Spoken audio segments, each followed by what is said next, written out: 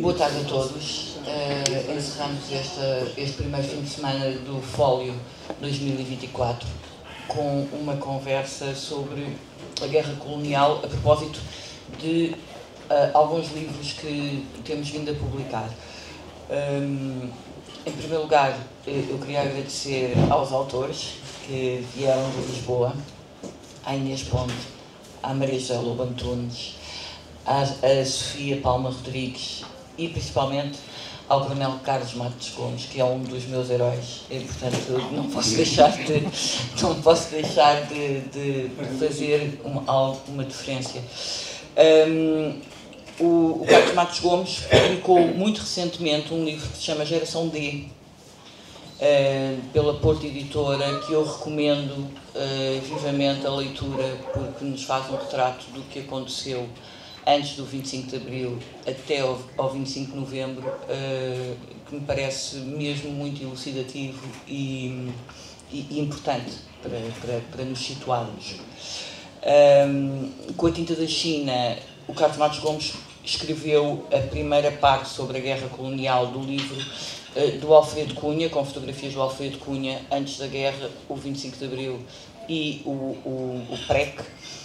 Os outros parceiros de escrita foram o Adelino Gomes para a parte do dia 25 de Abril e o Fernando Rosas para a parte do PREC. A primeira parte deste livro é uma reflexão do Carlos Matos Gomes sobre a guerra colonial, que eu também recomendo muito. Depois vou passar aqui para a Sofia, de quem estamos a publicar, a Sofia de Palma Rodrigues, de quem estamos a publicar este livro, Portugal, Por Ti Portugal, eu juro. A Sofia fez uma tese de doutoramento investigando estes homens que combateram, africanos que combateram do lado das tropas portuguesas durante a guerra colonial, e faz aqui um retrato de algumas vidas, o que é que lhes aconteceu, como é que foram tratados. Ela vai nos falar sobre isto. A Maria José Lobo Antunes já tinha escrito aqui há uns anos, eu não sei muito bem em que ano. 2015. Regressos Quase Perfeitos, Memórias da Guerra de Angola. Temos aqui também vários testemunhos de soldados portugueses que combateram em Angola, umas histórias sobre isso. E agora, muito recentemente, juntamente com a Inês Ponte, fizeram também uma exposição. Temos a Guerra Guardada, que acabou de sair, já está em segunda edição.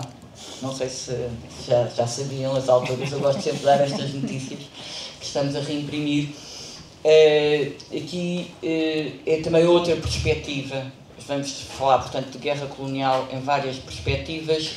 Esta é a dos soldados portugueses, que eles guardaram. O que é que têm em casa? O que é que está? Portanto, vai ser uma mesa sobre memória, sobre o passado recente, sobre a nossa história recente. Eu queria muito agradecer a vossa presença, todos, e agora ia passar à Maria José Lobo Antunes para nos falar um bocadinho, juntamente com a Inês Pontes, vocês saberão como, sobre este projeto da Guerra Guardada. Obrigada pelo convite para estar aqui e obrigada a todos e todas que tiraram um bocadinho da sua tarde para estar aqui connosco hoje.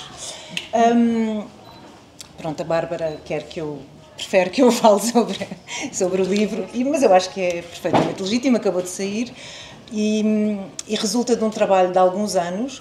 Eu sou antropóloga e nos últimos anos tenho trabalhado sobre fotografia da guerra, fotografia pessoal, privada da guerra, que os homens que foram em tempos soldados guardaram e trouxeram consigo, e que 50 anos após as suas experiências em Angola, Guiné-Bissau e Moçambique, regressam a essas fotografias, e de que forma é que essas fotografias funcionam, por um lado, como gatilhos de memória, não é? Através das fotografias as pessoas lembram-se de situações, de sensações, do calor, do frio, do medo, de cheiros, e ajuda estes homens, e se calhar a todos nós, não é? Pelas fotografias que nós guardamos das nossas vidas, a reconstruir este passado.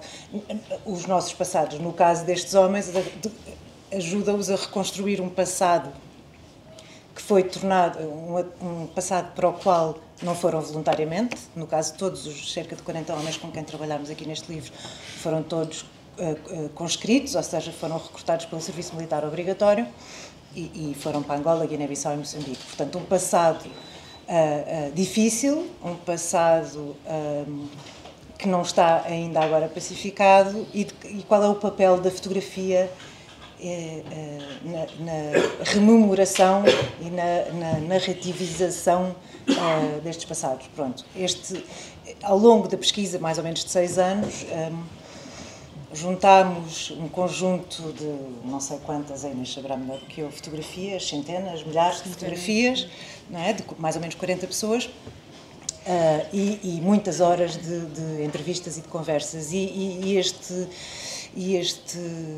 Este material recolhido durante a pesquisa foi transformado pela Inês Ponte e por mim numa exposição que esteve no Museu do Aljube, em Lisboa, em 2022, que não foi uma exposição de fotografia, no sentido em que não estavam expostas na parede apenas fotografias. Nós concebemos peças que trabalhavam essas fotografias, nós queríamos outras coisas. E agora transformámos essa exposição foi transformada num livro, para o qual convidámos vários académicos e artistas a contribuir. Temos textos de historiadores, de dramaturgos, e temos 2 obras artísticas que foram concebidas por 2 artistas. Um deles está aqui presente na sala. Uma delas foi a Ana Vidigal, que não está aqui na sala, e o outro foi o Lino Damião. Posso pedir só o livro, só para... desculpem, já agora. Só para terem uma ideia que isto de facto já não é a exposição, o livro já é muito mais do que a exposição. O livro contém então 2 desdobráveis.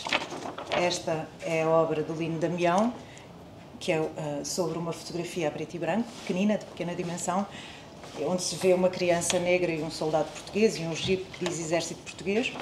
E esta fotografia foi guardada por esta criança que se tornou um homem adulto e que é o pai do artista. E o artista, 50 e muitos anos depois, fez esta peça. E a outra fez esta obra precisamente para este livro. E a outra obra artística que o livro tem, feita precisamente para o livro, é da Ana Vidigal, que usou, a exposição tinha, e o livro também tem, os versos das fotografias, onde as pessoas punham dedicatórias, legendas, etc. E nós pedimos à Ana Vidigal, que tem, aliás, muito trabalho artístico sobre a guerra e o colonialismo, etc., que escolhesse um dos avessos, que nós lá tínhamos em exposição, e que nos desse uma imagem para esse avesso. Ela não sabe qual era a imagem que estava deste lado, e foi isso.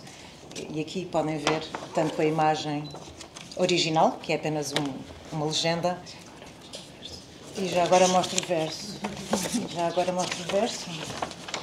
E do outro lado temos, é assim, não sei se conseguem ver, se montarem assim, veem Portugal, Angola, Guiné-Bissau e Moçambique, e as trajetórias das cerca de 40 pessoas cujas fotografias e histórias trabalhámos para esta exposição. Não sei se queres dizer alguma coisa, porque eu já estou aqui a falar há muito tempo. Bárbara, manda-me calar. Acho que para a introdução... Para a introdução, se calhar, podemos ficar... Sim, comprem. É muito bom. E é a tua vez de venderes o teu peixe. Conta-nos lá o que é que fizeste aqui. Bom, boa tarde a todas as pessoas presentes, obrigada por terem vindo. Sou péssima a vender o meu peixe, mas acho que sou mais ou menos boa a contar histórias. E a história deste livro remonta ao ano 2013. Eu estava a trabalhar na Guiné-Bissau como jornalista e estava um dia a beber um café em Bissau e há um jovem que vem ter comigo e me diz: eu sei que tu és jornalista e eu queria contar-te a história do meu pai. O meu pai foi comando africano, morreu sem nunca ter visto a sua nacionalidade portuguesa reconhecida, combateu ao lado de Portugal durante vários anos e foi completamente abandonado, deixado para trás. Eu naquela altura tinha 26, 27 anos, nunca tinha ouvido falar desta história e nem sequer percebia a dimensão do que é que ali me estava a ser contado. mas andava sempre com um bloco de notas e guardei-a num bloco de notas. E agora vamos até 2016, quando tive que escolher um tema para a minha tese de doutoramento. Fiz um doutoramento no Centro de Estudos Sociais da Universidade de Coimbra e tinha que ter um tema para a tese, e o que eu queria era contar histórias. Sou jornalista, gosto muito de o ser, e escolhi contar a história dos comandos africanos da Guiné, porque achei que se enquadrava dentro do objeto, da área de estudos, que era pós-colonialismos e cidadania global. Em 2016 fui para a Guiné-Bissau apenas com uma lista de nomes que os arquivos em Portugal dizem não ter, mas que os comandos africanos que estão em Lisboa e nas periferias de Lisboa têm, com os nomes de todos os homens que integraram a primeira, a segunda e a terceira companhia de comandos africanos da Guiné. Foi uma tropa de elite que António de Spínola criou em 1971 para fazer frente aos avanços do Partido Africano para a Independência da Guiné e Cabo Verde, e para também tomarem a dianteira das tropas metropolitanas e participarem nas operações especiais. E eu pensei, não sei se estas pessoas estão vivas, não sei onde é que as vou encontrar, sei que aterrei em Bissau. E comecei a perguntar, e a grande surpresa é que toda a gente conhece um soldado do exército português guineense que tenha participado na guerra. Foi muito fácil chegar a alguns dos nomes, foi muito fácil chegar a algumas destas pessoas, e para minha surpresa também, muitas delas estavam ávidas de contar a sua história, porque sentiam que era uma história que nunca tinha sido contada. E este livro o que faz é recolher as memórias de uma juventude passada que tem o melhor e o pior das vidas destas pessoas. Foram pessoas que foram obrigadas a combater por Portugal, que foram obrigadas a fazer o serviço militar obrigatório e que depois do 25 de Abril, enquanto as tropas metropolitanas se retiraram, foram abandonadas e deixadas para trás. Eram pessoas que tinham o bilhete de identidade português, muitas delas conservam-no até hoje, que perderam a cidadania portuguesa, e que continuam todos os anos, os que estão vivos em corpo presente, os que não estão vivos, os filhos e mulheres, a manifestarem-se à porta da Embaixada de Portugal em Bissau para fazerem cumprir aquilo que foi ratificado no Acordo de Argel. Foi o acordo em que Portugal reconheceu a independência da Guiné-Bissau e em que diz que todas as tropas que combateram ao seu lado terão direito a pensões de sangue e invalidez pelo serviço prestado a Portugal. Portanto, este livro retoma esta memória, retoma esta parte da história, e eu gostava muito que ele promovesse um diálogo, a história como um diálogo e não como um campo de combate, em que é uma coisa ou outra. Este livro é sobre cinzentos, é sobre pessoas sobre quem ninguém fala, que não pertencem a qualquer elite, não pertencem a uma elite militar, não pertencem a uma elite política, são cidadãos comuns que viram as suas vidas empurradas para uma guerra que não era a sua. E vou já terminar, só dizer também que aquilo que vemos aqui foi resultado da minha tese de doutoramento, mas foi resultado também, eu faço parte de um projeto de jornalismo de investigação que é Divergente, que faz este ano 10 anos, e depois da tese de mestrado transformei este trabalho numa reportagem multimédia com muitas imagens, muitos vídeos, e isso foi feito com uma equipa grande, que foi a equipa da Divergente, e uma dessas pessoas é o José Mendes, que fez a capa deste livro. E o José Mendes, o pai dele também foi comando metropolitano, não é? Era uma tropa metropolitana que foi para a Guiné. E o Mendes desenhou desenhou a imagem gráfica deste livro no ano em que o pai dele faleceu. E ele diz que o pai falou pela primeira vez daquilo que tinha passado na Guiné uma semana antes de ter morrido. E por isso, para ele, o 25 de Abril, tal como para estes homens, os escravos deitam sangue. E é isso que nós vemos na ilustração traseira do livro. E vou passar também a palavra, depois poderei falar mais um bocadinho. Carlos Matos Gomes é um dos protagonistas desta história, porque o Carlos Matos Gomes comandou estes homens, foi quem deu instrução a estes homens, aos comandos africanos da Guiné, ou estou enganado? Foi o comandante, aliás, foi o último comandante do batalhão de comandos da Guiné. Do que estamos aqui a falar, quer do livro da Guerra Guardada, quer da questão do Portugal, eu juro, coloca aquilo que é a essência da política portuguesa desde o século XIX, desde a Conferência de Berlim até ao 25 de Abril e até ao pós-25 de Abril. Isto é, a Conferência de Berlim é uma conferência que determina os direitos de acesso das potências europeias ao interior da África para extraírem as matérias-primas que eram essenciais já à Revolução Industrial. Digamos que a Revolução Industrial e o colonialismo são frutos da caldeira e da máquina a vapor. Grandes quantidades de energia necessitavam de grandes quantidades de matérias-primas. E a Conferência de Berlim vai dividir a África pelas grandes potências industriais.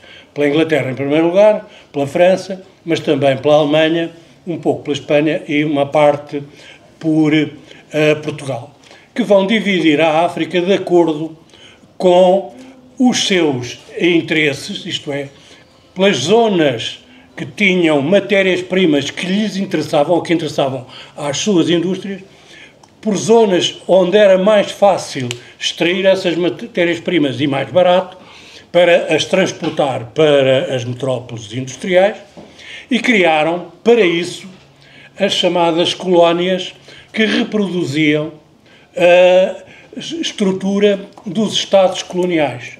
Isto é, toda a questão do colonialismo assenta na réplica, na cópia das estruturas políticas e sociais europeias aplicadas em África.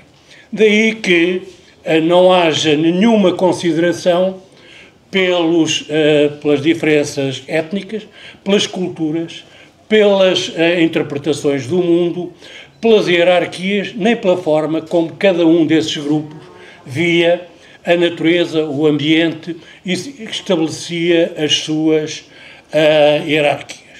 E o que vai acontecer é que as potências coloniais replicam nas suas colónias os seus aparelhos de força.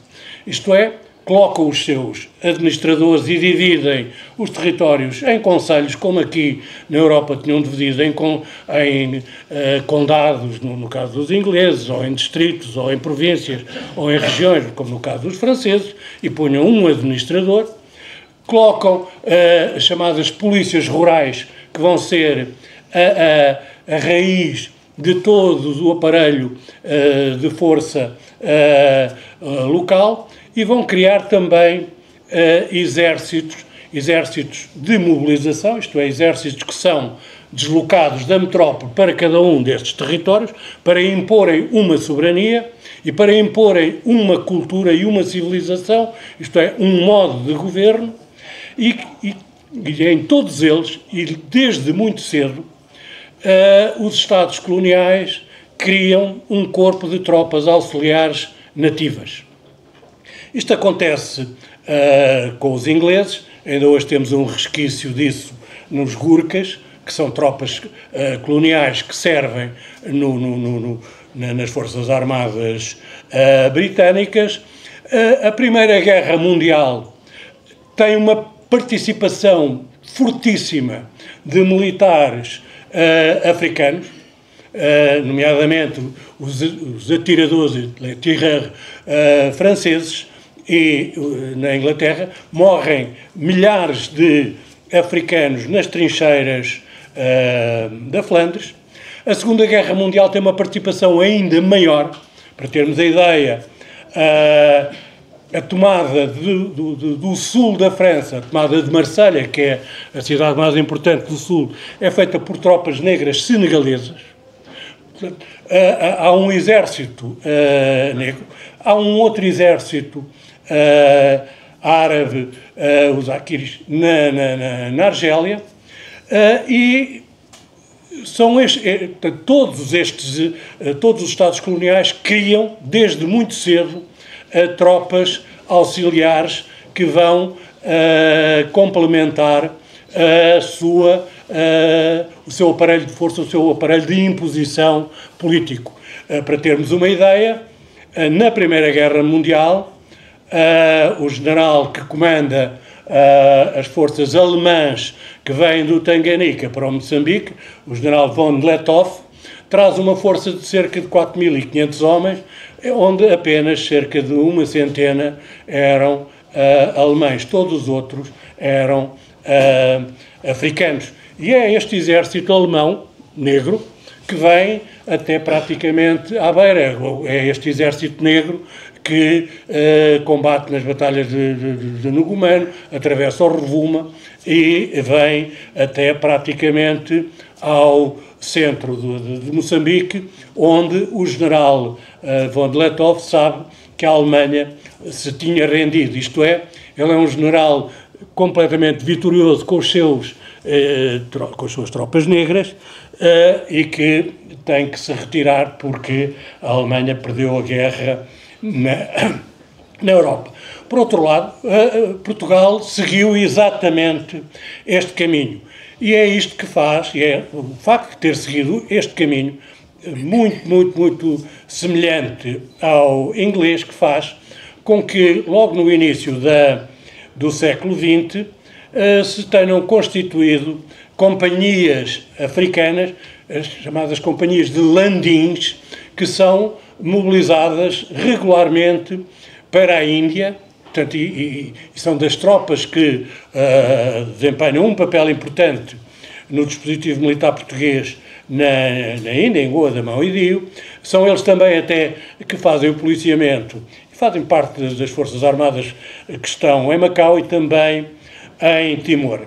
E Portugal organiza, desde o início do século XX, ainda na Primeira República, em que, por exemplo, não é um exemplo, em que o ministro João Soares, o avô do João Soares e pai do Dr. Mário Soares, foi ministro das colónias, organizam as tropas portuguesas, o dispositivo militar em África, que é constituído por companhias, chamadas companhias de caçadores nativos, e que fazem parte do dispositivo militar português e que dependem do Ministério do Ultramar até 1951, quando há uma reforma militar que as transfere para o âmbito do Ministério da Defesa. E é nessa altura que são criadas o dispositivo militar que vai vigorar durante a Guerra Colonial, com as regiões militares em Angola, em Moçambique, com os comandos militares na Guiné, em Cabo Verde, com as regiões aéreas da Guiné, de Angola e de Moçambique, com os comandos navais. Portanto, e este dispositivo militar regular é aquele que se mantém ao longo de toda a Guerra Colonial. A Guerra Colonial vai incentivar e vai promover a africanização da guerra, isto é, aquilo que os franceses já tinham feito e que tinham uma designação específica que era jaunissage, isto é, o acastanhamento das tropas. E são criadas e são reforçadas estas unidades de recrutamento local, integradas dentro do dispositivo militar português.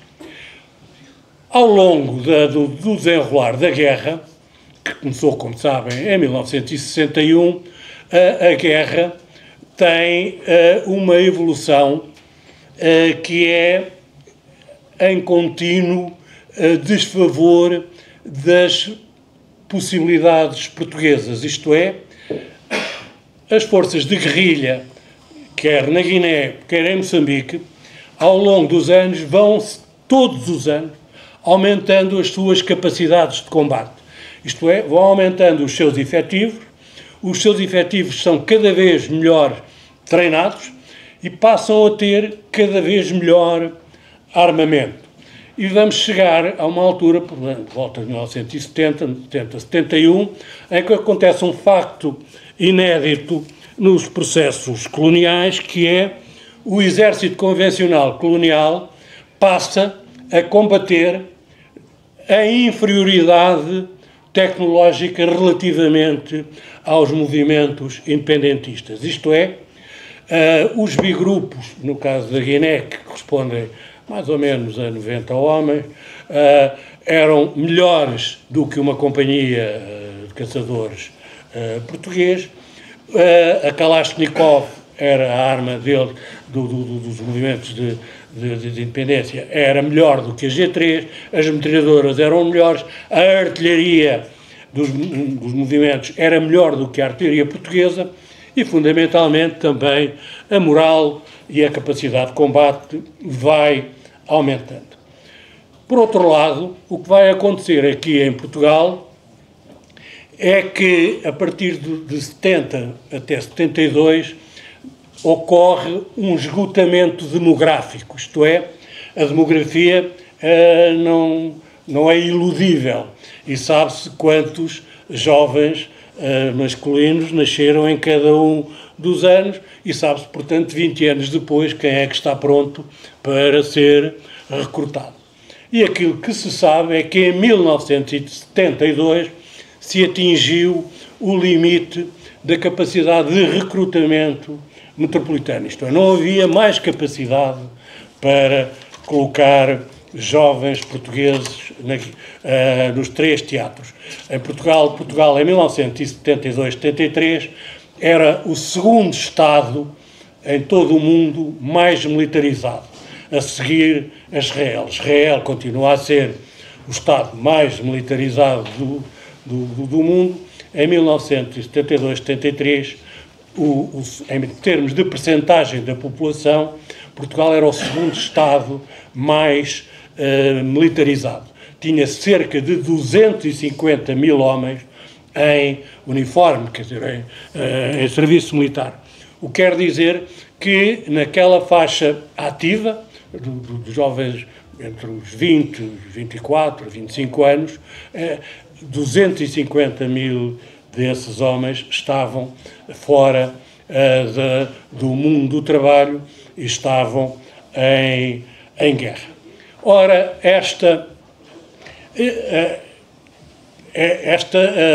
condicionamento demográfico, associado ao agravamento da situação militar em cada um dos teatros, isto é, ao aumento progressivo e muito significativo de baixas em combate, de mortos, feridos graves, isto criou e começou e desenvolveu e ampliou o questionamento que a sociedade portuguesa metropolitana fazia da guerra. Esta é uma questão política. A outra questão era a necessidade de fazer a guerra, isto é, o Estado português e o governo português de Marcelo Caetano, na sequência, aliás, da política definida por Salazar, não tinha alternativa à guerra, não tinha uma alternativa política. Essa alternativa não podia existir na medida em que Portugal não era uma potência industrial e, portanto, não podia aproveitar a vantagem de ir retirar matérias-primas da África para as transformar aqui. E a guerra era a única solução. A africanização da guerra que se inicia ou que se desenvolve-se também dentro de um quadro muito bem conhecido, quer pelos ingleses, quer pelos franceses, quer pelos militares portugueses, que é as consequências da africanização da guerra. Quer dizer, as vantagens e os inconvenientes. E essa questão era conhecida dos quadros médios aos quais eu pertencia, era conhecido dos quadros superiores. E qual era a vantagem da africanização da guerra?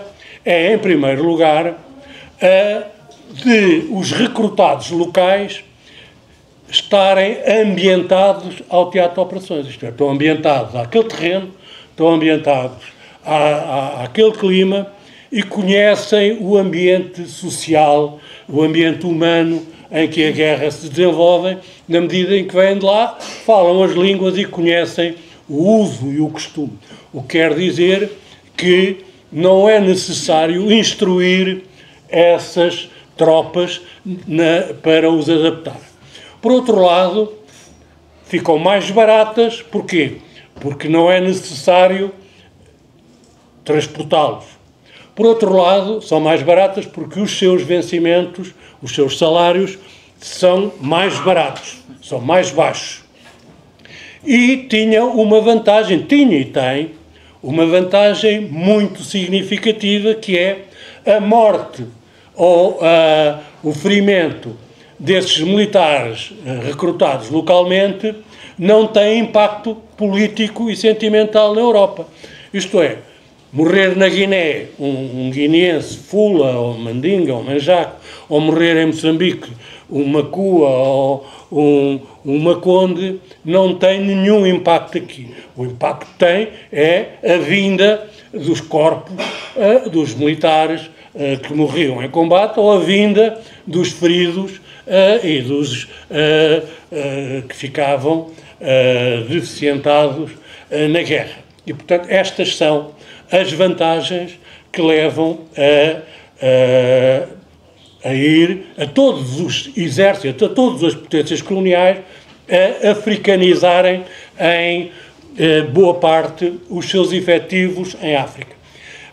Para termos uma ideia, em Moçambique, de facto, por volta de 1972-73, 52% dos efetivos eram já de origem moçambicana, em Angola eram cerca de 50% e na Guiné eram cerca de 30%. Estes números são sempre números relativamente flutuantes. Porquê? Porque depende da forma como integramos ou não integramos um outro conjunto de forças africanas, que são os grupos especiais, as milícias, os carregadores, que são tropas auxiliares que contavam para as mortes, mas não contavam para outros efetivos, dependiam do Ministério do Ultramar e não dependiam administrativamente do Ministério da Defesa. Portanto, os efetivos são sempre um pouco flutuantes, consoante se integra ou não se integram estas tropas. Portanto, a africanização, isto quer dizer que a africanização em 1973-74 estava nestes níveis, o que fez, curiosamente, alertar um dos generais tidos como mais racista, o general Cousa de Arriaga, que num dos relatórios comunica para Lisboa que há um risco sério da africanização das tropas em Moçambique levarem a uma independência em Moçambique feita por essas tropas. Esse é o outro dos riscos. E, portanto, nós estamos já a falar agora das desvantagens da africanização, que é criarem um corpo de tropas locais que pode balançar politicamente.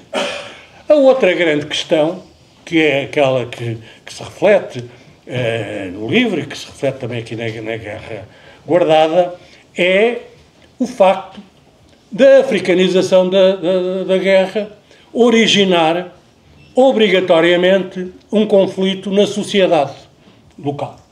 Isto é, há jovens locais que estão do lado do colonizador e há os jovens locais também que estão do lado dos movimentos independentistas.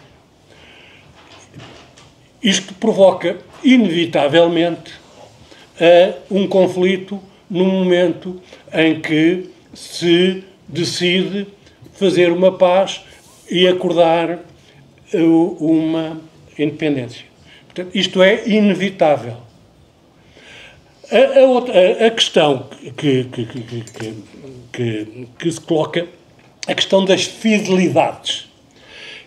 A primeira grande questão é em que medida é que um jovem Macua, em Moçambique, ou um jovem Balanta, na Guiné, ou um jovem Bakongo, em Angola, se identifica enquanto português. Essa é a primeira questão. E, em segundo lugar, em que medida é que ele se identifica enquanto guineense, enquanto angolano e enquanto moçambicano. Eu tive, por força das circunstâncias, a oportunidade de passar pelos 3 teatros de operações, muito cedo, a partir de 1967, e nunca encontrei um negro, um moçambicano, que me dissesse assim: eu sou moçambicano. Não, o que ele me dizia é: eu sou Ronga, sou Macua, sou Tsonga, sou Ajawa. Moçambique é uma criação europeia. Também em Angola, as pessoas definem-se entre ovimbundos, ovambundos, ganguelas, coanhamas. E esta é que é a identidade. Isto é, Angola é uma criação europeia. Angola não existe a não ser para os europeus. E Moçambique não existe a não ser para os europeus. Isto é, para o norte de Moçambique, onde vivem os Macondes, onde agora em Cabo Delgado existe a situação que existe, os Macondes definem-se enquanto Macondes. Embora 1/3 viva na margem direita do Rovuma e pertencesse a Moçambique, e 2/3 vivessem na margem esquerda e se definissem como tanzanianos, basicamente. Mas definiam-se essencialmente como Macondes. A Joana Simeão nunca disse que era princesa moçambicana. Disse que era uma princesa Macua. Portanto, estas são as identidades. E o que leva, o que acontece é que, havendo uma soberania de cima, exterior, longínqua, quanto é a soberania dos Estados europeus, sendo essa soberania apoiada numa grande superioridade tecnológica e havendo uma administração, é óbvio que há grupos locais que se vão integrando mais ou menos dentro das culturas dos colonizadores. Aquilo que separa a questão portuguesa da questão francesa e da questão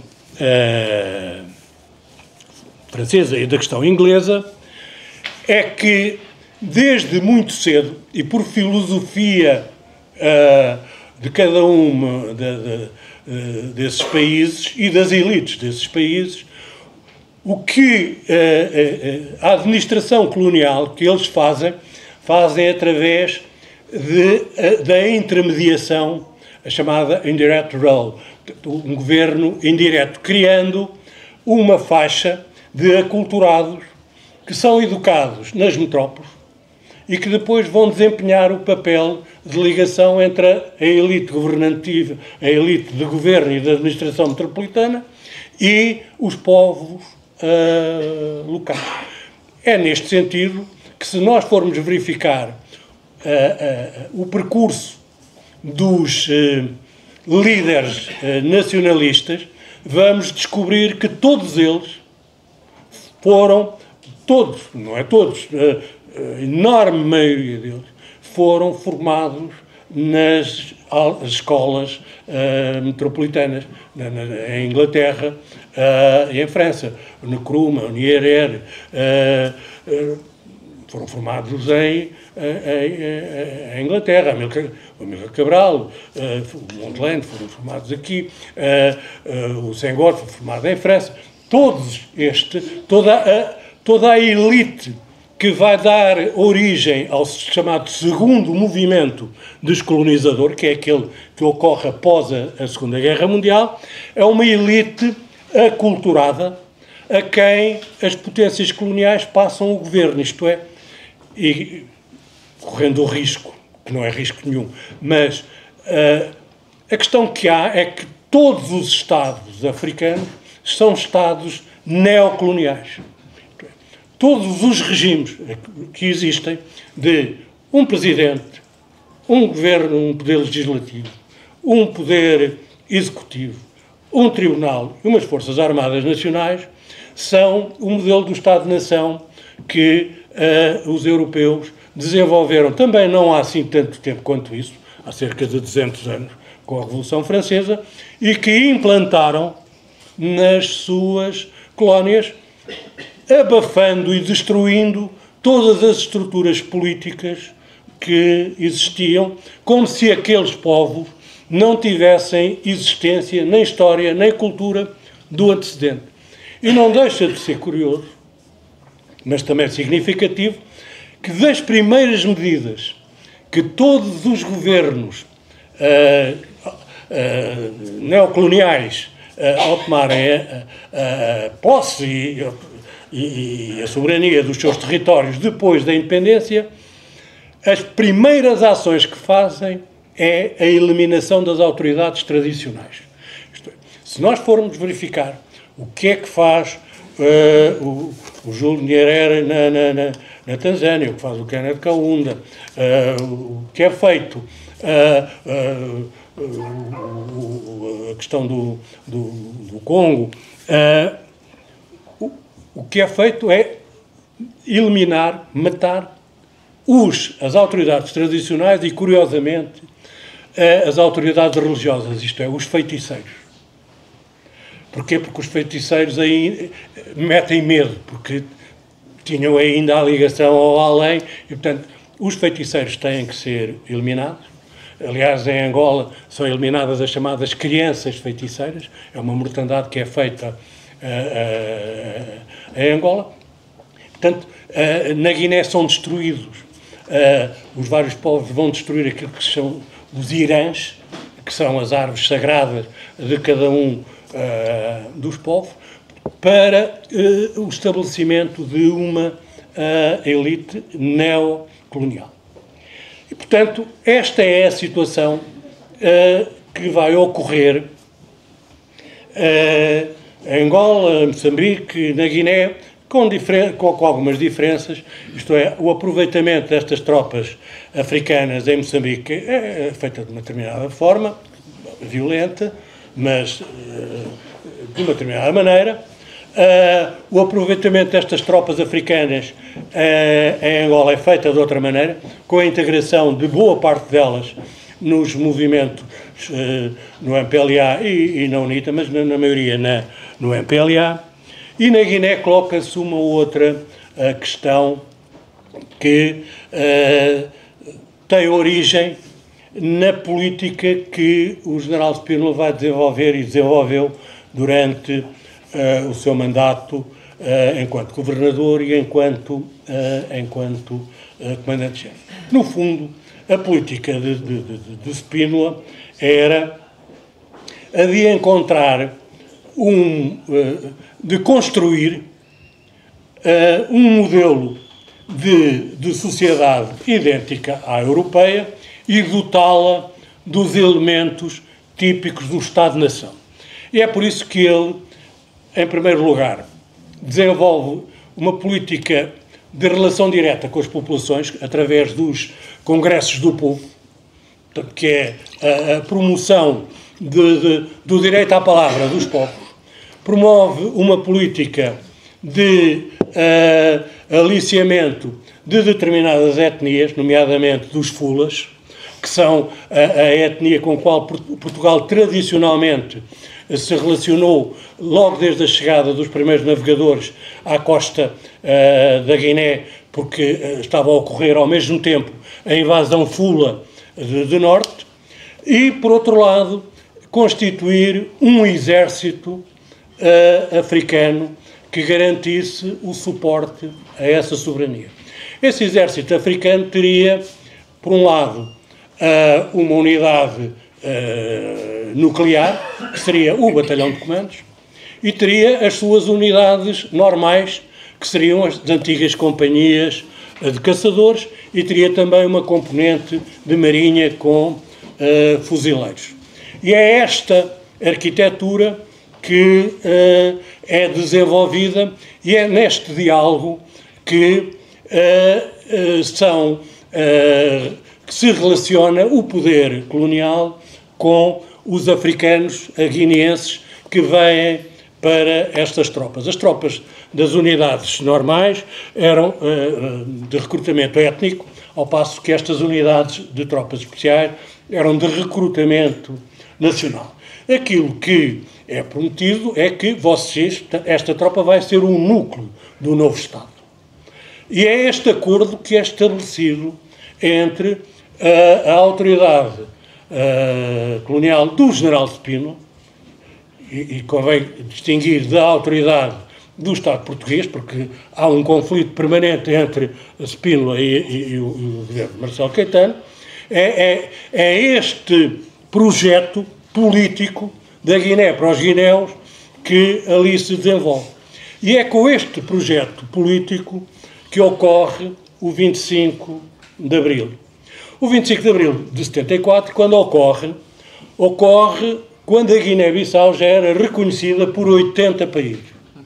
Portanto, Portugal já não tinha que declarar a independência ou aceitar a independência da Guiné.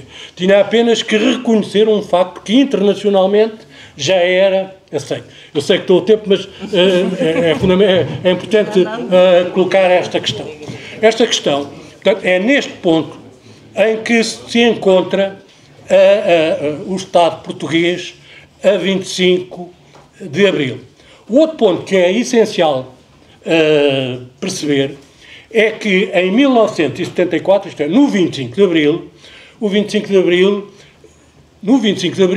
Abril é o resultado de uma ação de duas fações militares.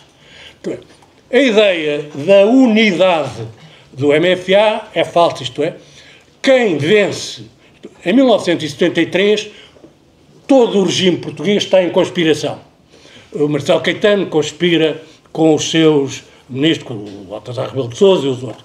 O Presidente da República conspira com os ministros militares, com os ministros da Marinha, com o comandante da Legião. Os generais conspiram, o Spínola conspira com o Costa Gomes, os dois conspiram com o Cousa da Arriaga e com o general Rezende da Força Aérea.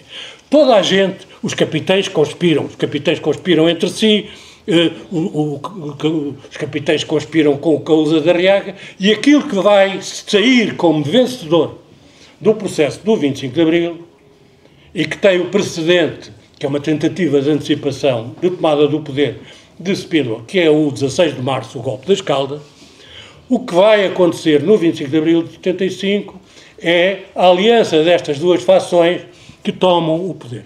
Estas duas fações têm perspectivas coloniais, perspectivas sobre a descolonização completamente distintas. E isto leva a que o movimento dos capitães na Guiné, quando eu pertencia, logo no dia 26 de Abril, prendeu o governador, demitiu o comandante-chefe, encerrou a PIDE, libertou os prisioneiros e entrou em contacto com o PAIGC para estabelecermos um acordo e declararmos um cessar-fogo unilateral. E isto à revelia de todas as ordens que tinham sido emanadas da Junta de Salvação Nacional. E, portanto, é nesta lógica que o processo de descolonização da Guiné se passa, isto é, de um conflito entre esta facção, a qual eu pertencia, e a facção do general Spínola. Daí que o general Spínola, 15 dias depois do 25 de Abril, nomeou um homem da sua confiança para substituir o governador e o comandante-chefe que nós tínhamos estabelecido, e que é por isso que surge na Guiné o brigadeiro Carlos Fabião, que rapidamente percebe qual era a situação, e que a situação era apenas de reconhecimento, de aceitação do facto. E o facto era a independência da Guiné. E, portanto, a partir daí, aquilo que para nós na Guiné era claro, era como é que nós vamos negociar a passagem da soberania. E este é o dado. O general Spínola manda retirar alguns dos militares mais importantes que estavam na Guiné e sair. E impede que qualquer militar da Guiné, desta facção, intervenha no processo de negociações que foi estabelecido. Isto é, não há nenhum militar que estava na Guiné, que tomou o poder, que tenha intervido nas conversações em Londres, nem nas conversações de Argel. Eu propus, como comandante dos comandos, que o oficial mais graduado do batalhão de comandos africano, que era o Zacarias Saer, viesse a Portugal e participasse nas conversações. Tudo isso foi negado. Esse é o primeiro ponto. Os acordos de Argel, mas os acordos de Argel têm um aspecto importante. Os acordos de Argel são estabelecidos entre o Estado português e o Estado da Guiné-Bissau. São estabelecidos entre dois Estados. Ora, aquilo que é acordado, e é acordado um conjunto de medidas que respeitam às tropas africanas, é acordado entre dois Estados. E, portanto, sendo acordado entre os dois Estados, quando se acorda com o outro Estado, com o Estado da Guiné-Bissau, não se presume que os nossos interlocutores, a primeira coisa que façam é matar e fazer uma barbárie sobre aqueles cidadãos que passam a ser seus cidadãos. E essa é a questão.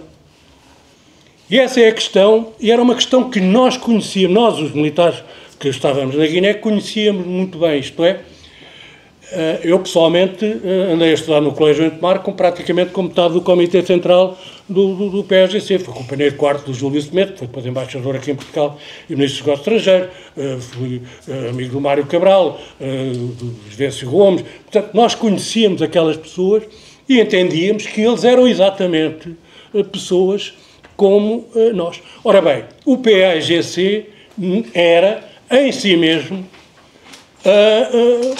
um ninho de lacraus em que se degladiavam fações que a primeira coisa que fazem com o reconhecimento de independência é lutar pelo poder interno. E é isto que leva ao derrube do Luís Cabral imediatamente, e é isto que faz com que haja todas as lutas que levam à eliminação dos comandos africanos, mas levam à eliminação também de grupos étnicos importantíssimos e decisivos dentro da Guiné, nomeadamente os balantas. O grupo dominante do PAGC, que é o grupo dos papéis, onde está o Nino Vieira, a primeira coisa que faz é obviamente, eliminar esta ameaça constituída por estes comandos, mas é eliminar também os cabo-verdianos, que é o que ele faz logo, e a seguir eliminar os balantas. E, portanto, o que nós estamos e assistimos a todo este tempo é a lutas internas pelo poder. A partir de um determinado momento, o Estado português deixa de ter interlocutor no Estado da Guiné. Isto é, o Estado da Guiné deixa de existir. Então, hoje em dia, o Estado da Guiné não existe. Então, não existe porque não há autoridade. Como se sabe, só há lei se houver força para a impor. E neste momento não há nenhuma força que imponha qualquer lei na Guiné. O facto, que é sempre referido, do abandono, podemos falar depois a seguir, mas para já ficávamos por aqui. Obrigada, Carlos Matos Gomes. Inês, já podes falar sobre a guerra colonial? Bom, eu se calhar fazia aqui uma ponte numa das coisas que nós temos aqui. Claro, há uma coisa que a Maria José quis sempre do início e que nós fizemos na exposição e transportamos para o livro, que são as histórias, as fotos contadas. As faladas, desculpa. Temos também as contadas, mas eu queria falar das faladas. E nessas 3 histórias que apresentamos no livro e já apresentávamos na exposição, a ideia central era ter uma imagem e que as pessoas que vissem essa imagem conseguissem ouvir a memória que o seu proprietário tem delas hoje. Portanto, nós não tínhamos grande capacidade de produção e ficámos por 3 histórias E 3 fotografias, não é? 3 histórias e 3 fotografias de um grande repertório que a Maria José tinha lido nos anos anteriores. E por isso decidimos logo que uma seria sobre o contexto angolano, outra seria sobre o contexto guineense, outra seria sobre o contexto moçambicano. E aqui a conversa fez-me lembrar a história da Guiné. Sim, claro. Que para mim era uma história muito pouco conhecida e que agora eu percebo melhor com o que acabou de falar sobre o contexto da Guiné, e eu vou então sintetizar não a história... Só um pormenor, é que pode-se ouvir as histórias, não é? Há um QR Code mesmo no livro. Daí serem histórias faladas, porque podem mesmo ouvir a voz do proprietário a contá-las. E a história sobre a Guiné é sobre uma fotografia e uma memória, mesmo após o 25 de Abril, e a imagem é um encontro entre militares portugueses, nomeadamente incluindo um retrato da pessoa que tem hoje a fotografia, e soldados do PAIGC, exatamente porque já não se estava em guerra e poderia haver ali um encontro. Portanto, há ali uma outra garrafa de whisky, há assim no meio, portanto, estão soldados militares portugueses entre um que num, portanto, em vestes pouco informais, mas os militantes do PAIGC têm armas e, portanto, é assim uma imagem um bocadinho inusitada estarmos no final de uma guerra, não é? Se não soubermos que já se deu o 25 de Abril, a imagem é bastante surreal. E depois, quando ouvimos a memória do seu proprietário, que tenta dar um bocadinho de contexto a essa imagem, e agora aqui a conversa do Carlos também acho que dá aqui um contexto mais alargado a essa história. Portanto, fez-me aqui pensar um bocadinho algumas coisas da Guerra Guardada. O Carlos falou agora aqui bastante nesta fase final da Guiné, e há sempre um bocadinho esta tensão que nós tivemos que lutar um bocadinho no livro, de ser uma guerra muito complicada por ser em 3 territórios, e depois os soldados, sobre as memórias e os percursos, não atravessam estes territórios todos. Eu acho que o Carlos será uma das... Não sei se consegue quantificar quantos soldados é que fizeram comissões em vários países. Nós tínhamos um caso ou 2. Olha, esses números estão no livro, no final do livro.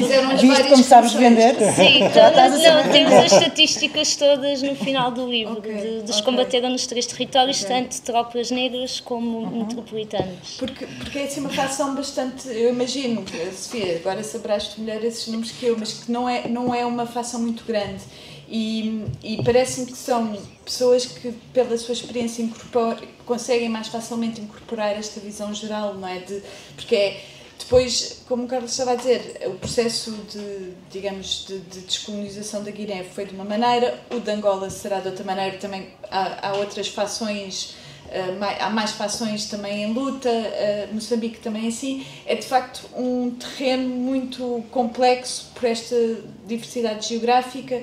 Toda a questão que estava a lançar da africanização das tropas e de haver percentagens diferentes também nestes diferentes territórios. A Guiné também é o território mais pequenino, portanto, onde também uma africanização menor se calhar não seria tão notada, não sei. São aqui mais questões que me fizeram pensar. Então, eu queria, aqui na sequência do que estava a ser falado, eu acho que uma coisa, a história, quem conta a história domina a narrativa. E quem conta a história, quem tem acesso a contar a história, não são, muitas vezes, as micronarrativas que tanto a Inês como a Maria José recolheram na Guerra Guardada, nem a história dos comandos africanos que eu conto no Por Ti Portugal, eu juro. E é interessante ouvir as micronarrativas porque elas colocam em causa a história maior que nos é contada. E a história maior que nos é contada, vou falar da Guiné-Bissau, que é a que eu conheço melhor, é um ringue de combate entre aquilo que o PAIGC conta e aquilo que em Portugal se conta. No meio existem cinzentos, e são sobre esses cinzentos que este livro fala. Este senhor chama-se Joaquim Boquim de Mané, e disse que, quando soube do 25 de Abril, foi ter com as tropas do PAIGC e com as tropas de Portugal no mato e fez uma grande festa, todos juntos. E canta inclusivamente num filme que a equipa da Divergente fez e que vai estar no DOC Lisboa no próximo sábado, na Cultura Geste, canta a música que ouvia os soldados portugueses cantarem, que era: estou muito contente, vou voltar para a minha terra, vou voltar para a minha mãe. Este senhor tem um irmão, que é o João Seco Mané, que só soube que se chamava João no dia em que entrou para a escola, porque ele chamava-se Seco Mané. Mas os portugueses obrigaram-no a ter um nome de branco, como ele diz, e por isso passou a chamar-se João Seco Mané. Relativamente aqui ao que o Coronel Carlos Matos Gomes dizia sobre estas pessoas não se sentiam portuguesas porque elas nasceram na Guiné, vou citar também o João Seco Mané, que me disse exatamente isto: não é eu que eu os culpo aos chamados vencedores, não é ao PAIGC que eu os culpo, porque não foi ao PAIGC que eu jurei bandeira, não foi para o PAIGC que eu trabalhei.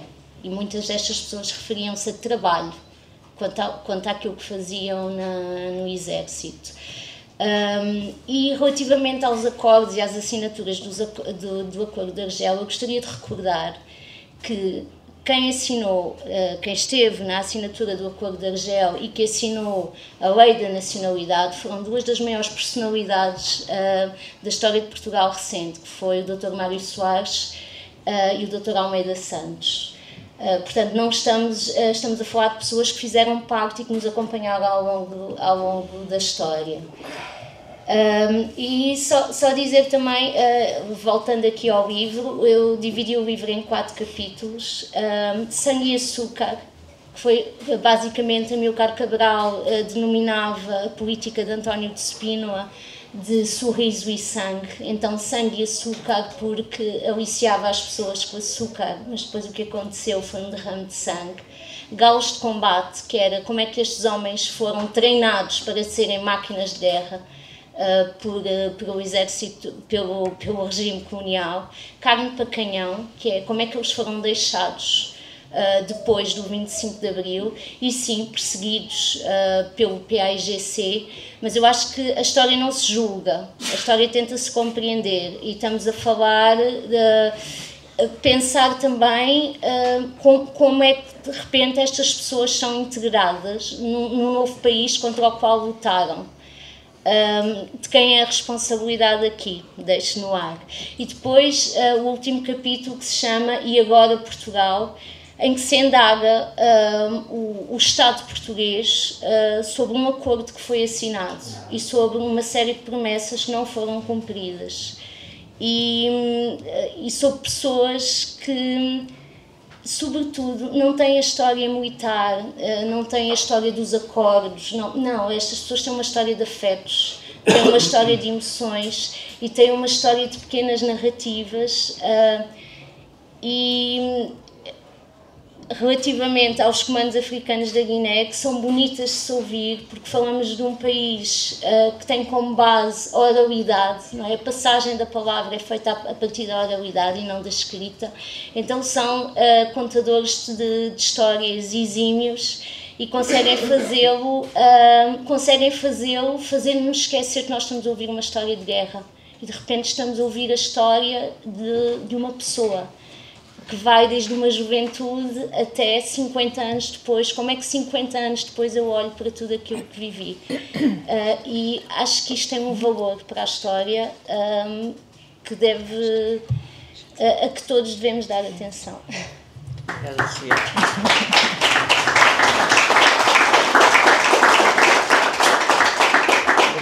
Queria só dizer a tua perspectiva, sim, estudaste na outra perspectiva, sim, não é? Exato.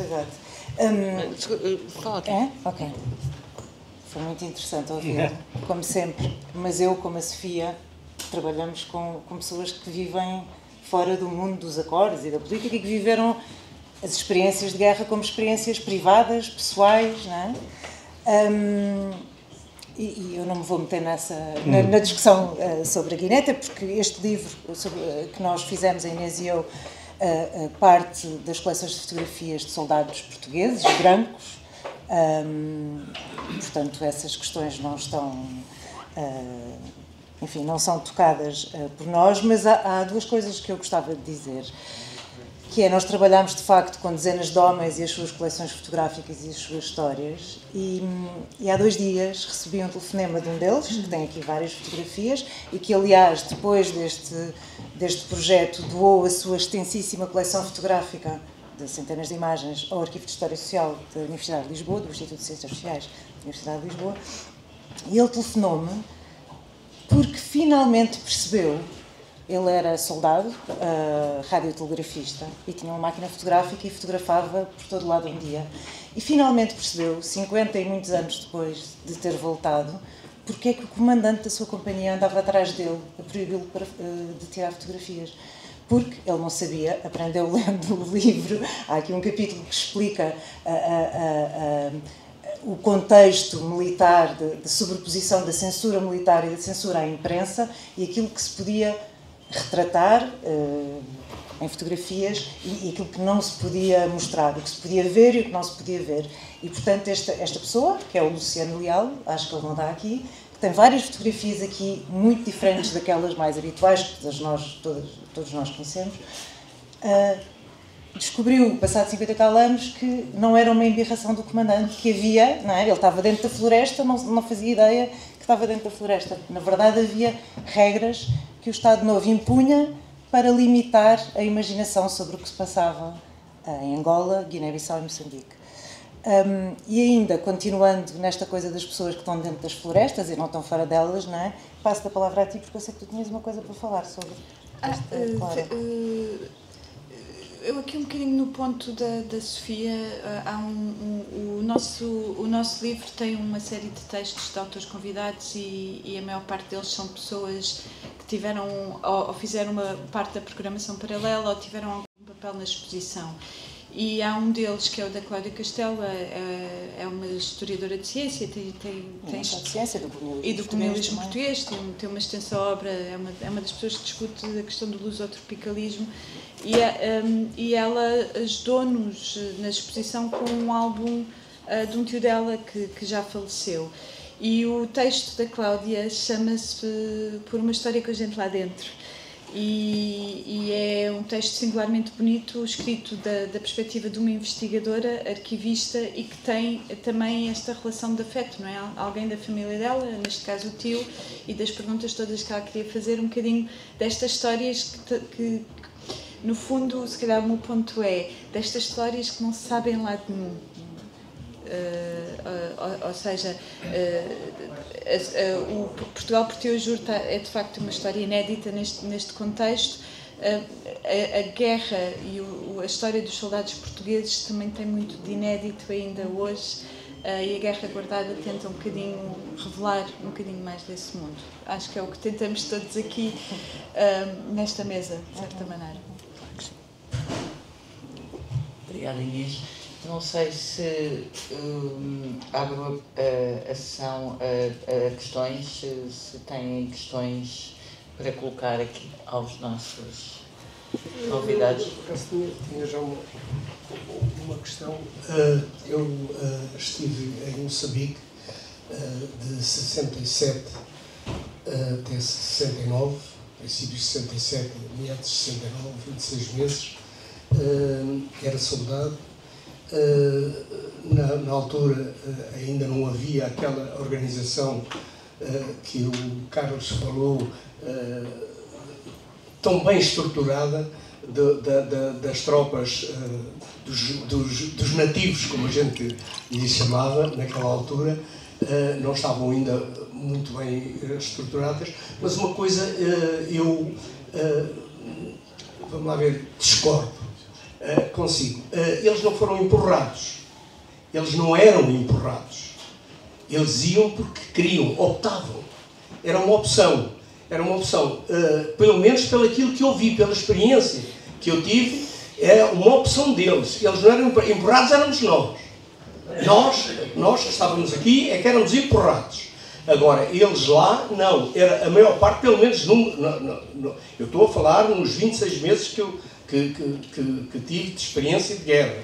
Portanto, e como disse, ainda as coisas ainda não estavam tão bem organizadas como depois, a partir de 1970, portanto, regressei em 69, a partir de 70 soube, mais tarde, por companheiros que entretanto vim a conhecer e que estiveram lá e que de facto as coisas se organizaram de uma maneira mais concreta, mais formal, portanto eram diferentes. Agora, na minha altura eu discordo completamente, eles não eram empurrados éramos nós. Alguém quer responder? Sim, eu posso começar, ou seja, eu não discordo nem concordo porque eu não vivi esse período, eu baseei-me em documentos, existe um documento que é o Boletim Militar, que estabelecia como era feito, o que era o serviço militar obrigatório para as tropas metropolitanas e para aquilo que Portugal chamava as tropas indígenas. E sim, o serviço militar era obrigatório, tanto que muitas das histórias que recolhi, as pessoas contam que as mulheres grávidas em determinadas zonas da Guiné, mal a administração colonial percebia que existia uma mulher grávida, dirigia-se à sua casa, alertando que quando o filho nascesse teria que ser feito o registro para, quando completasse os 18 anos, ser enviado para a tropa. Claro, também a Guiné é um país, Moçambique é outro país, ou na altura a Guiné é um território, Moçambique é outro território. Às vezes tenho a sensação que quando analisamos a história colonial de Portugal temos uma tendência para meter tudo dentro da mesma bimbi e tocar no botão e misturar. Desconheço completamente o que aconteceu em Moçambique, conheço daquilo que me foi contado e do que pude estudar o que aconteceu na Guiné, e sei também que existia uma lei que obrigava os chamados indígenas a irem para a tropa. Acho que é de... Não consigo precisar agora exatamente, se calhar aqui o Carlos Matos Gomes pode-me ajudar, mas penso que seja da década de 1950. Carlos, quer responder? Eu se calhar completo só com uma observação relativamente a um encontro que tive com um guineense da sua geração e que, não sendo um comando, sendo de outra tropa da Guiné, me fez uma distinção que se calhar pode ser útil. Ele dizia, portanto, da sua memória, mas digamos que eu estava a falar com uma pessoa que tinha uma medalha do exército português na lapela, e ele disse-me uma distinção entre os comandos da Guiné, em que havia os voluntários e aqueles que eram apanhados na escola para ir para a tropa. Portanto, não sei se é tudo tão preto e branco. Eu acho que a Sofia usou uma belíssima expressão dos cinzentos. Há cinzentos tanto do lado português como do lado de cada um destes territórios, e se calhar temos que ver as coisas um bocadinho por aqui, não é? Eu acho que ninguém quer ir para a guerra. De facto, se houver ali uma fonte de rendimento e como o Coronel bem frisou, o salário muitas vezes para as tropas indígenas era mais barato, pronto, e portanto é de ficar horrorizado ir para a guerra e ainda por cima a receber menos, é um bocadinho transtornante, pelo menos para a geração de pós-memória a que eu pertenço. Aquilo que eu queria dizer é uma experiência pessoal. Eu fui capitão miliciano em Moçambique e comandei uma companhia da guarnição normal. Fui em rendição individual e, portanto, fui encontrar uma companhia de lá. Portanto, formada essencialmente por africanos, mas também com alguns brancos oficiais que vieram do então Lourenço Marques. E há aqui duas outras coisas engraçadas. Algumas referem-se àquilo que este amigo disse. É evidente que empurrados fomos todos nós que fomos para lá. E eu lembro-me de que um daqueles oficiais, alferes, da guarnição normal, branco, uma vez me disse: mas porquê é que eu vim para o norte? Eu estava também, então, já se esgotaram vocês lá para nos virem defender? Isto me disse um alferes meu. Por outro lado, depois do 25 de Abril, imediatamente a seguir, eu tive uma conversa com um cabo da minha companhia africana, que eu sabia, por intuição e talvez por um bocadinho de cabeça, que sempre foi simpatizante da Frelimo, mas nunca me deu problemas nenhuns e, portanto, eu não questionei nunca essa situação. Mas nessa altura, porque vi que era necessário, eu chamei-o à parte e falei com ele, cara a cara, dizendo-lhe: aqui não é o capitão nem é o cabo, somos dois homens que estamos na mesma companhia. Eu sei há muito tempo as suas simpatias, nunca fui contra elas, mas agora preciso delas. Eu preciso que você comunique, não sei com quem nem como, mas eu quero que esta companhia não seja atacada. Em contrapartida, posso lhe dizer que a partir deste momento a minha companhia entrega as armas, só fica com as armas das torres pronto, não falta uma palavra. E quase que fiz uma cerimónia, a minha arma foi a primeira a ser encaixotada. E o que é um facto é que as companhias ao lado da minha foram todas atacadas e a minha não foi. E curiosamente, passado pouco tempo, recebo ordens para que, se pudesse no terreno fazer alguma aproximação com a força inimiga, que o fizesse. E eu digo assim: ora bolas, eu já o fiz. Portanto, há aqui alguma coisa de acordo com o que este amigo diz, mas quer dizer, eu da parte dos soldados, propriamente ditos, eu nunca vi propriamente nem uma satisfação por estarem a servir do exército português, mas também não vi um repúdio. O repúdio que eu vi foi de pessoas com mais formação. E um repúdio muito mau, absolutamente mau. Agora, a minha companhia era uma companhia de caçadores, lógico, da guarnição normal, que estava adstrita a um batalhão vindo da metrópole. Era apenas este testemunho que eu queria dar. Muito obrigada. Carlos Matos Gomes, quer dizer alguma coisa para fecharmos a sessão? Só uma questão muito simples. A guerra colonial é, para a nossa geração, o facto mais importante. Mas a guerra colonial é uma das muitas, dos muitos grandes acontecimentos que Portugal viveu. O que é que ela tem de especial? É que esta geração, por causa da guerra colonial, é a única geração portuguesa que conhece a África. Portanto, esta geração conheceu a África e não há mais nenhuma, não havia nenhuma anterior, nem haverá nenhuma posterior. Portanto, este é um ponto. Daí que, para nós, e para a geração que vem a seguir a nós, a abordagem deste fenómeno seja tão palpitante quanto na realidade ele é um fenómeno recorrente na história de Portugal relativamente a guerras. Porque nós, os historiadores, também nunca fizeram um estudo sério quer dizer, aprofundado, da questão das guerras de pacificação, no caso do Mozinho de Albuquerque e no caso do Roçadas em Angola, nem no caso do Teixeira Pinto na Guiné. Se nós formos ver que tipo de tropas é que foram utilizadas nestas guerras e qual foi a relação das populações com estas tropas de ocupação, vamos ver aspectos muito idênticos. Isto é, não há nenhuma especificidade na história do soldadinho que esteve na guerra. Todas as guerras têm uma componente de violência que é inerente à guerra, porque sem isso não há guerra.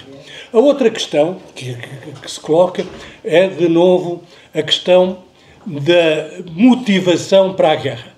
Não há nenhuma guerra em que os soldados sejam voluntários. As tropas portuguesas que foram combater na Primeira Guerra Mundial, não há nenhum voluntário. Foram todos apanhados e forçados a ir combater. Foram forçados a ir combater uns para Moçambique, outros para Angola, outros para a Flandres. Mas o que aconteceu às tropas portuguesas aconteceu exatamente aos franceses. Há um livro de um historiador, que é um general francês, em que ele relata um diálogo entre um comandante de um batalhão francês e um comandante de uma companhia que estava nas trincheiras e que ia receber ordem para sair. E o capitão da companhia disse ao tenente-coronel: o senhor julga que algum destes homens que estão aqui sabe o que é a pátria? Julga que algum destes tipos que está aqui vai avançar amanhã por causa da defesa da França? Não. Eles vão porque têm mais medo de ser mortos pelos generais e pelos que têm atrás do que pelos que têm à frente. Portanto, aqui ninguém morre pela França, nem sequer morre por Portugal. E isto que acontece, e que aconteceu na Guerra Colonial, aconteceu nos voluntários da corda que foram aos descobrimentos. Isto é, a epopeia dos descobrimentos é feita por condenados, pela ralé que há em Portugal. E, portanto, nós hoje em dia temos a visão de quê? Da epopeia dos Lusíadas. Mas esta é a realidade, isto é, cada homem, cada ser, num momento de tensão e de confronto, ele vai procurar os seus apoios essenciais. No caso da Guiné, já agora, a questão do abandono. Eu fiquei a comandar aquele batalhão no dia 26 de abril. No dia 27 de abril, quando fui formar a unidade para explicar qual era a situação, faltavam cerca de 1/3 dos efetivos. Perguntei por eles, todos eles tinham ido à procura da família, das suas famílias, muitos deles ligados ao PAGC, foram procurar as suas zonas de conforto, de refúgio, o que eu achei absolutamente natural. E quando se fez a proposta de virem, há uma fase em que essa perspectiva era agradável e há uma outra fase em que dizem não, nós já falámos com os nossos amigos e que falámos com os nossos parentes e a situação não vai ser essa e nós não vamos. E, portanto, estas decisões foram tomadas dentro dos grupos étnicos, dos grupos familiares e daquilo que eles conheciam da realidade onde viviam. E eles conheciam tão bem o PAGC quanto o PAGC se conhecia a si próprio. E eles sabiam o que é que tinha acontecido com a morte do Amílcar Cabral, porque é que o Cabral é morto. E sabiam das dissensões que existiam entre os grupos étnicos. E conheciam quem era o Nino Vieira, e quem era o Luís Cabral, e quem era o comandante dos Balantes, e quem eram manecas da artilharia. Portanto, há todo um jogo de interesses perfeitamente legítimo de busca de soluções para um futuro. Que é uma longa história que mereceria outro tipo de conversa, mas não é essa. Nós estamos aqui a falar de... Estamos a pôr na rua. Muito bem. Sim. Vou só passar aqui para fechar. Queria só convidar-vos a todos e a todas. Como eu dizia, a equipa da Divergente, nós vamos apresentar um filme em que estas pessoas falam de viva voz, que é muito mais interessante do que estar aqui a contar o que elas disseram, na Culturgest, às 3 da tarde, no âmbito do Festival DOC Lisboa. E gostaria muito de vos ver por lá, se tiverem interesse no tema, no sábado, não disse o dia. Sábado, dia 19 de outubro, sim, em que a Maria José Antunes vai estar também depois numa conversa à margem do filme. Vamos estar lá todos. Obrigada. Muito obrigada a todos. Muito obrigada.